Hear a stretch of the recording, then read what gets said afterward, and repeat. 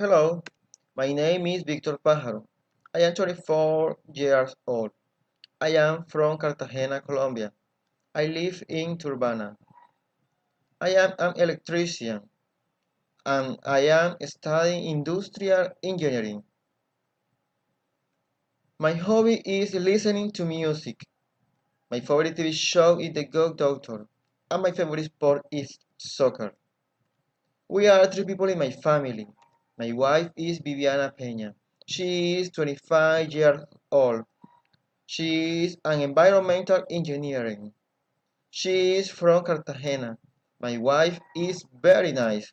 She is tall and thin. Her eyes are brown and she has brown hair. My daughter is Sara Pájaro.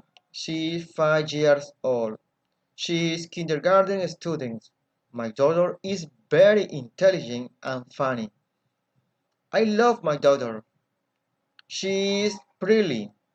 Her hair, her hair is the same as her mother. Her eyes are black. An important support for us is my mother.